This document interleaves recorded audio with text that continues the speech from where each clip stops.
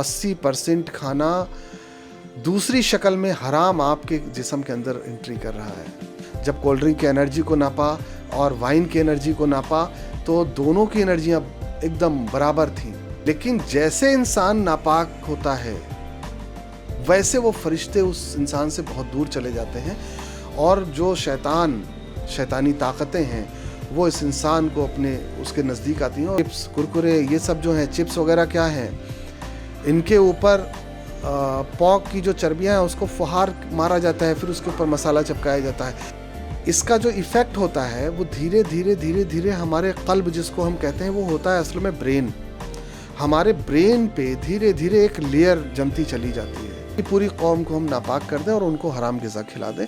आज वो अपने पूरी तरीके से, चाहे वो गोश्त के इस रूप में हो, चाहे साबुन के रूप में हो, चाहे किसी और खाने के रूप में, उन्होंने पूरी तरह से इस कौम को अपने कब्ज़े में कर दिया है। दुश्मनाने इस्लाम हैं, उन कौमों ने बहुत कायदे से समझा है इस्लाम को। अगर इस कौम ने पाक होकर के अगर पढ़ दिया तो कहीं भी खड़ा हो जाएगा तो एक इंसान 1000 इंसान के बराबर होगा। इसलिए मैं इनसे जीत नहीं सकता हूँ। आज मैं पूरे ज़िम्मेदारी से इस बात को कह सकता हूँ कि आप हुज़ूर सल्लल्लाहु अलैहि वसल्लम के वक्त में अगर कोल्ड ड्रिंक होती तो आप शराब की तरह उसको भी हराम करार देते हैं। कोई भी ऐसी cold drink, chocolate, pizza, burger, कोई ऐसी चीज़ें नहीं थी जो आज का इंसान खा रहा है। जो हमें सामने दिखता भी है वो भी समझ में नहीं आता है। हाँ, नेगेटिव चीज़ें कोई दिखेंगी तो वो समझ में तुरंत आ जाएंगी, लेकिन कोई पॉजिटिव चीज़ें होंगी तो इंसान को के अंदर एक ऐसी फीलिंग आएगी, अरे मैं जल्दी से यहाँ से हट जाऊँ, मैं जल्दी से यहाँ से भाग जाऊँ, क्योंकि उसने इतना हराम ग़िज़ा खाया हुआ है कि उसके जहन पे पूरा परत जमा हुआ है। लोग आके कहते हैं, डॉक्टर साहब मैं नमाज में खड़ा होता हूँ, बस बहुत तेज़ जल्दी होता है, भाग जाऊँ मैं निकल के। लोग आके कहते हैं कि मैं मस्जिद में खड़ा होता हूँ, दिल करता है बस जल्दी से वो करें, मेरा दिल धड़धड़ाने लगता है, मैं निकल के भाग जाऊँ। इसका वजह सिर्फ यही है कि उन्होंने इतने हराम ग़िज़ा को खाया है कि जिससे उनके पूरे क़ल्ब के ऊपर इफ़ेक्ट आया है। इंसान ऐसे होते हैं कि जो बहुत पॉजिटिव होते हैं, खाने का उनका इतना अच्छा तरीक़ा होता है, वो चाहे किसी भी कौम के हों, हो सकता है कि गैर मुस्लिम भी हो, वो ऐसा खाना अनजाने में खा रहा हो जो एकदम पाक साफ़ हो तो उसकी भी एनर्जी बढ़ जाएगी। फार्म वाले मुर्गे आजकल खाए जा रहे हैं, बॉयलर जिसको कहते हैं, ये बाकायदा इसको एक क्लोनिंग टाइप की बना करके इसको बनाया गया है और जिसके अंदर एक गंदे जानवरों की कुछ ऐसी चीज़ों को उसमें क्लोनिंग करी गई है कि जिस तरीके से ये बहुत तेज़ी से डेवलप भी करें और बहुत तेज़ी से इनका प्रोडक्शन भी हो। ये ऐसे लोग जो इस चीज़ को खा पी रहे हैं उनके इतनी जल्दी समझ में नहीं आएगी। आज न्यूज़ टाइम नेशन की टीम लखनऊ के टेढ़ी पुड़िया इलाके में कोआ हॉस्पिटल के managing director doctor Irfan Ahmed Khan के पास मौजूद है। डॉक्टर इरफान अहमद एक फिजिशियन हैं और जिनका काफ़ी नाम है चिकित्सा जगत में, और उन्होंने इंसानी ज़िंदगी पर, इंसानों की ज़िंदगी कैसे गुजर बसर उस पर किताब लिख रहे हैं, रिसर्च कर रहे हैं और बहुत ही ख़ास पहलू पे उन्होंने ये किताब लिखी है। इसके खूबियों को जानने के लिए हम उनसे बात करेंगे। हमारे साथ मौजूद हैं डॉक्टर इरफान अहमद खान। डॉक्टर साहब, आपका हमारे चैनल पर बहुत बहुत स्वागत है। बहुत बहुत शुक्रिया आपका। तो ना जुमा पाक हो रहा, ना रोज़ा पाक हो रहा, ना नमाज, ना किताब, तो क्या जो पूरे दुनिया में मुसलमानों के इस वक्त पसमानदा के हालात इतने परेशानियों में हैं, तो ये माना जाए कि उनकी दुआ नहीं कबूल हो रही है, उनके साथ अल्लाह नहीं है? देखिए, जब हम पाक होते हैं तो फरिश्ते हमारे बहुत करीब होते हैं और जो शैतानी हरकतें हैं जिसको अल्लाह ताला ने ता क़यामत उसको अपनी एक ताकत दे रखी है, वो फरिश्तों से बहुत घबराते हैं, बहुत डरते हैं। लेकिन जैसे इंसान नापाक होता है वैसे वो फरिश्ते उस इंसान से बहुत दूर चले जाते हैं और जो शैतानी ताकतें हैं वो इस इंसान को अपने उसके नज़दीक आती हैं और उसको अपने उसमें ले लेती हैं, जिसकी वजह से उसके अंदर बहुत तरह तरह के ख़यालात आने लगते हैं और गलत सलत रास्ते पे वो बहकाना शुरू करते हैं। तो यकीनन जो आप कह रहे हैं, आज के जो हालात हैं पूरी दुनिया में, मैं इस यकीन के साथ कह सकता हूँ कि अगर आप सुबह से लेकर शाम तक अपने खाने को सिर्फ देख लें तो 80% खाना दूसरी शक्ल में हराम आपके जिस्म के अंदर एंट्री कर रहा है,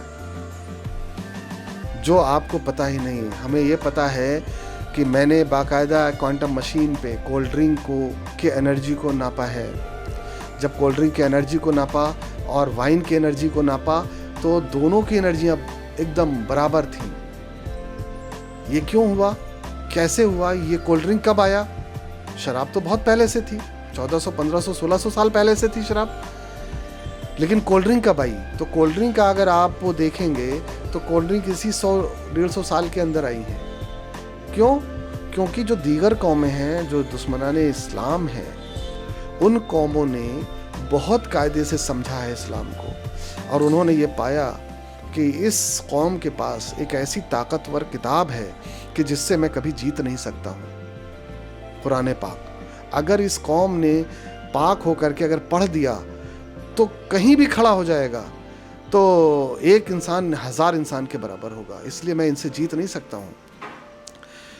तो इन्होंने उसके बहुत सारी चीज़ों को निकालना शुरू किया और कोल्ड ड्रिंक को, यकीन मानिए आज मैं पूरे ज़िम्मेदारी से इस बात को कह सकता हूँ कि आप हुज़ूर सल्लल्लाहु अलैहि वसल्लम के वक्त में अगर कोल्ड ड्रिंक होती तो आप शराब की तरह उसको भी हराम करार देते। और यही नहीं, बहुत सारे ऐसे चिप्स, कुरकुरे, ये सब जो हैं, चिप्स वगैरह क्या हैं, इनके ऊपर पॉक की जो चर्बियाँ हैं उसको फुहार मारा जाता है, फिर उसके ऊपर मसाला चिपकाया जाता है। बाकायदा इन लोगों ने इतनी प्लानिंग के साथ ऐसे खानों को में तब्दील किया। पहले ये सब जो आज के खाने हैं, ये खाना था ही नहीं, पहले ये कोई खाना नहीं था।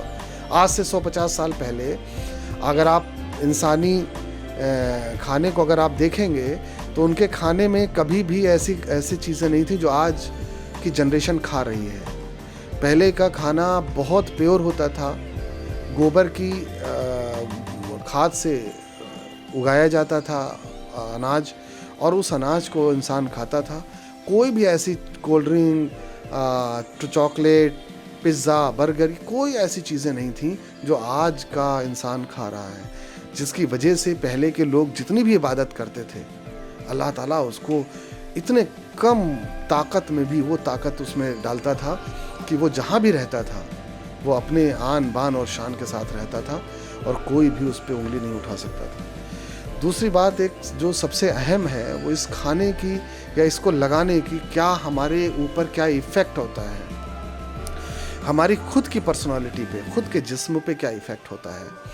मैं थोड़ा उसको भी बताना चाहूँगा कि जब हम ऐसे खाने को अपने ग़िज़ा के रूप में बनाते हैं और खाते हैं तो इसका जो इफ़ेक्ट होता है वो धीरे धीरे हमारे क़ल्ब, जिसको हम कहते हैं, वो होता है असल में ब्रेन। हमारे ब्रेन पे धीरे धीरे एक लेयर जमती चली जाती है, एक ऐसी लेयर जमती चली जाती है जो हमारे समझ को वो एकदम पूरी तरीके से बेकार कर देती है, जो हमें सामने दिखता भी है वो भी समझ में नहीं आता है। हाँ, नेगेटिव चीज़ें कोई दिखेंगी तो वो समझ में तुरंत आ जाएंगी, लेकिन कोई पॉजिटिव चीज़ें होंगी तो इंसान को के अंदर एक ऐसी फीलिंग आएगी, अरे मैं जल्दी से यहाँ से हट जाऊँ, मैं जल्दी से यहाँ से भाग जाऊँ, क्योंकि उसने इतने हराम ग़िज़ा खाया हुआ है कि उसके जहन पे पूरा परत जमा हुआ है और वो नेगेटिव एनर्जियाँ जो उसको अपने कब्ज़े में ले रखी हैं, वो उस पॉजिटिव थॉट्स को, उस पॉजिटिव जगह को से जल्दी से भागने को कहेंगे। लोग आके कहते हैं, डॉक्टर साहब मैं नमाज में खड़ा होता हूँ, बस बहुत तेज़ जल्दी होता है, भाग जाऊँ मैं निकल के। लोग आके कहते हैं कि मैं मस्जिद में खड़ा होता हूँ, दिल करता है बस जल्दी से वो करें, मेरा दिल धड़धड़ाने लगता है, मैं निकल के भाग जाऊँ। इसका वजह सिर्फ यही है कि उन्होंने इतने हराम ग़िज़ा को खाया है कि जिससे उनके पूरे क़ल्ब के ऊपर इफ़ेक्ट आया है और पूरा ब्रेन उनका क्या वो हो गया है, जिसके वजह से ऐसी फीलिंग्स आती हैं। और एक इंसान में 8 से 12 फीट का पॉजिटिव सर्कल बनता है हर इंसान में, वो कोई भी हो, किसी भी कौम का हो। इस पॉजिटिव सर्कल को इंसान अपने ब्रेन पे कंसंट्रेट करके और ब्रेन को साफ करके अच्छे खाने से, अच्छे खान पीन से उसको बढ़ा सकता है। बहुत सारे इंसान ऐसे होते हैं कि जो बहुत पॉजिटिव होते हैं, खाने का उनका इतना अच्छा तरीक़ा होता है, वो चाहे किसी भी कौम के हों, हो सकता है कि गैर मुस्लिम भी हो, वो ऐसा खाना अनजाने में खा रहा हो जो एकदम पाक साफ़ हो, तो उसकी भी एनर्जी बढ़ जाएगी। अल्लाह ताला ने ये नहीं कहा कि सिर्फ मोमिन की, मुसलमान की बढ़ेगी, वो पूरी इंसानियत के लिए हमारा मज़हब इस्लाम है, पूरी इंसानियत के लिए है, किसी एक कौम के लिए नहीं, किसी मुसलमान के लिए नहीं है, पूरी इंसानियत के लिए है, जिसकी वजह से ये सारी चीज़ें हैं। डॉक्टर साहब एक चीज़ ये है, तो फिर जैसे आदमी अभी लेटेस्ट में ये चलन आप देखने को आएगा हर जगह शादी में, आदमी की ज़िंदगी में इसका चिकन बहुत आम हो गया है। और चिकन के बारे में हमने भी कुछ सुना है कि जैसे ये मतलब सही नहीं, इसकी जो पैदाइश है, जो इसको जिस तरह से बनाया जाता है, ये मुसलमानों के खाने लायक नहीं। इस पर आपकी क्या राय है?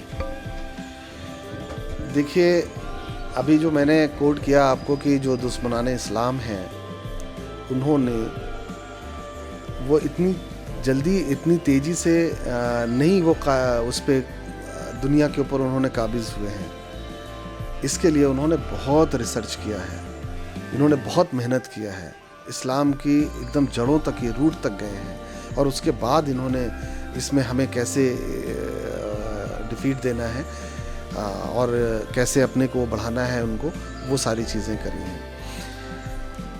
देखिए, चिकन आप अगर बहुत पहले जाएं तो मुझे भी याद है कि सिर्फ अंडा मैंने देखा था जो मुर्गियां देती थी, या वो मुर्गे होते थे जो गांव में घरों में अपने पाले जाते थे।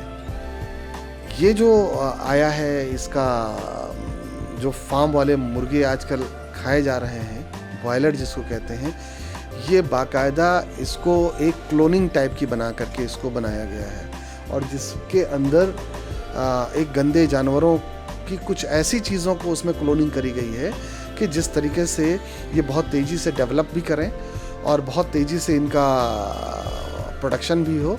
और दूसरा, उनका जो मेन मकसद था कि पूरी कौम को हम नापाक कर दें और उनको हराम ग़िज़ा खिला दें।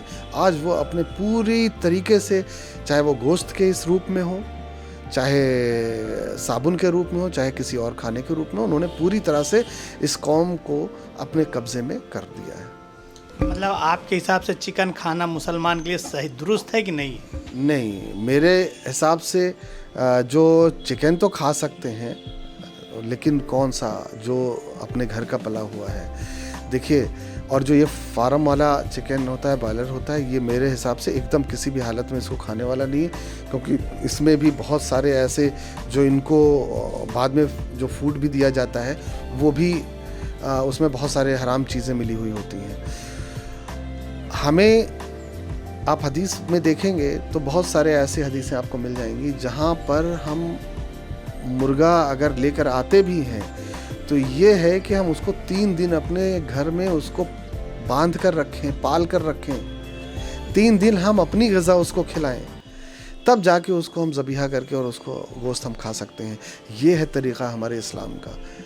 और अगर उसके हम अलग होकर के किसी भी चीज़ का इस्तेमाल करेंगे तो यकीन मानिए हमारी कौम का अभी तो बहुत कम वो है, अभी भी रहमत है अल्लाह की जो आज हम लोग ऐसे बचे हुए हैं, वरना बहुत बुरी हालत होने वाली है।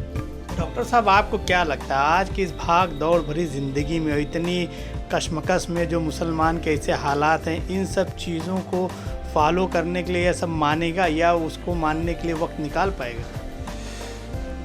देखिए, जब हमारा कल्ब स्याह होता है तो हमें कोई अच्छी चीज़ें समझ में नहीं आती हैं। जो मैं बता रहा हूँ, ये ऐसे लोग जो इस चीज़ को खा पी रहे हैं, उनके इतनी जल्दी समझ में नहीं आएगी।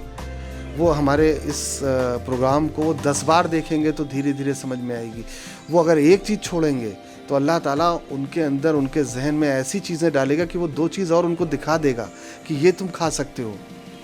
हम भी इसी समाज के एक हिस्सा हैं। मैं भी खूब खाता था, खूब हर चीज़ को, कोल्ड ड्रिंक भी पीता था। एक दिन ऐसे मुझे अल्लाह ताला ने कुछ चीज़ें जहन में आई, फिर मैंने उसके पीछे मैं रिसर्च में लग गया। मैंने आज 8.5 साल की मेहनत के बाद मैंने इन सारे खानों पे और उन सारी चीज़ों पे मुझे सारी चीज़ें मिली। मेरे 3 बच्चे हैं अल्हम्दुलिल्लाह, सब मार्केट में जाते हैं, सब स्कूल जाते हैं, कॉन्वेंट में पढ़ते हैं, सारे बहुत इसी समाज में रहते हैं। लेकिन जब वो बाहर निकलते हैं तो उन लोगों को कभी चॉकलेट नज़र नहीं आती है, कभी कोल्ड ड्रिंक नज़र नहीं आती है। वो निकलेंगे तो वो कहेंगे, अब्बा मुझे डॉब का पानी पिला दीजिए, नारियल का पानी पिला दीजिए, अब्बा मैं फ्रूट जूस पीऊँगा, मिक्स फ्रूट जूस पीऊँगा, मैं मैंगो शेक पीऊँगा। तो वो ऐसी चीज़ों का फिर वो डिमांड करने लगते हैं और उनको वही चीज़ें दिखाई देने लगती हैं। तो लिहाजा जिस दिन आप अपने अंदर पाकी लाना शुरू कर देंगे और हराम चीज़ों से बचना शुरू कर देंगे, अल्लाह ताला आपको जितना आप बचेंगे उसका डबल आपके ब्रेन के अंदर डालेगा और वो चीज़ें आपको मार्केट के अंदर नज़र आने लगेंगी कि हाँ, ये हराम चीज़ है, इसको हम नहीं छू सकते हैं, ये हलाल चीज़ है, इसको हम खा सकते हैं, इसको हम पी सकते हैं। तो आप थे हमारे साथ डॉक्टर इरफान अहमद खान साहब। इनका कहना है और जो इन्होंने हमें जानकारी दी और यकीनन बहुत ही कीमती है, मगर बात उसमें बस यही एक निकल के आती है कि आज के वक्त में, आज के इस हालात में क्या मुसलमान या इंसान, जो आम इंसान भी, जिनको ये जानने के बाद कि हाँ इसमें अगर पॉक और सूअर की चर्बी है या इसमें ये चीज़ें गलत चीज़ें मिली जिनको हम नहाने से, यूज़ करने से, खाने से पूरी तरीके से नापाक रहेंगे और नापाकी में तो कोई भी चीज़ अल्लाह को कबूल नहीं है, तो फिर मुसलमानों को इस हालात से उबरने के लिए अब कुछ सोचने की ज़रूरत है, कुछ काम करने की ज़रूरत है। कैमरा पर्सन आसिफ दुलार के साथ Khurshid Khan Raju, news time nation, Lucknow.